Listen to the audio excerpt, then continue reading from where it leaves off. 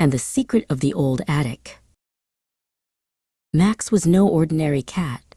He was a Maine Coon, as white as a fresh snowdrift and nearly as big as a small dog.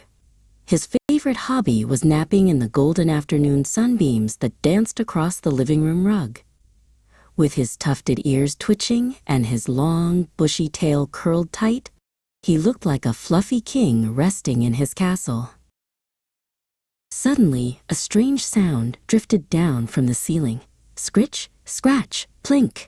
Max's eyes popped open, wide and amber. He sat up straight, his whiskers trembling with interest. The sound was coming from the old attic, a mysterious place at the top of the house where he had never been allowed to go. His curiosity, much bigger than his fear, began to stir.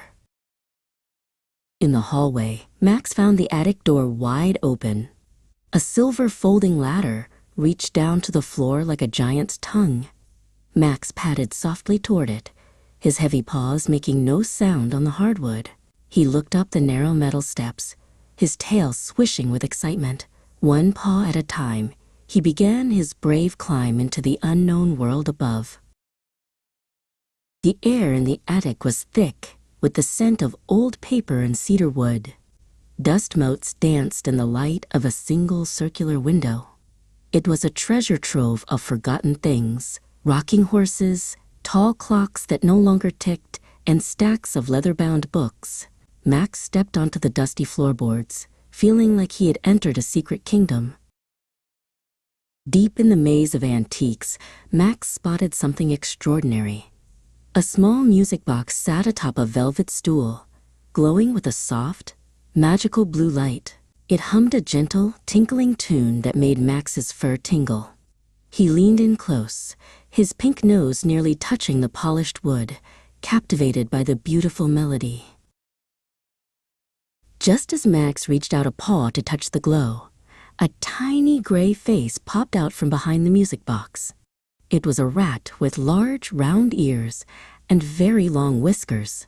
This was Spike. He looked startled to see such a massive cat, but instead of running away, he grabbed a shimmering silver key that was resting on the box. "Hey, that's not yours," Max meowed, though it sounded more like a surprised chirp. Spike didn't wait to chat. He shoved the key into his mouth and scurried across the floor. Max leaped into action, his heavy paws thudding against the wooden planks as he gave chase through the maze of trunks and furniture. Spike was fast, darting under a moth-eaten sofa and over a pile of old suitcases.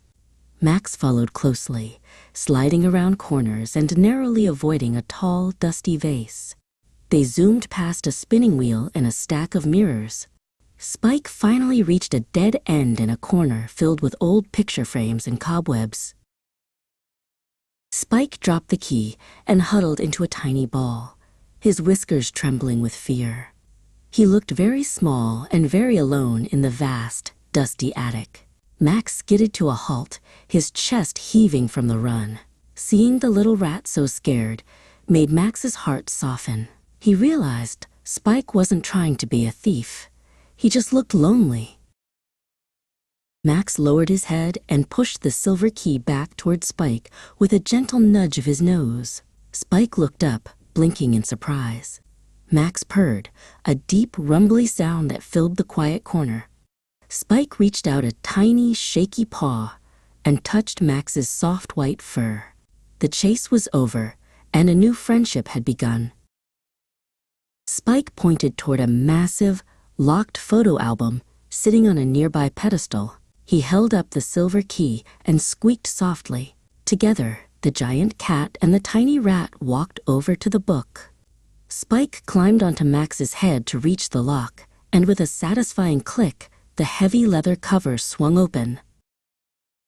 The pages were filled with photos of grand white Maine Coons just like Max, all sitting proudly in this very attic.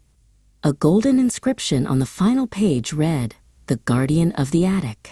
Max realized he was part of a long line of protectors. With Spike as his new partner, Max accepted his noble role with a happy, confident meow.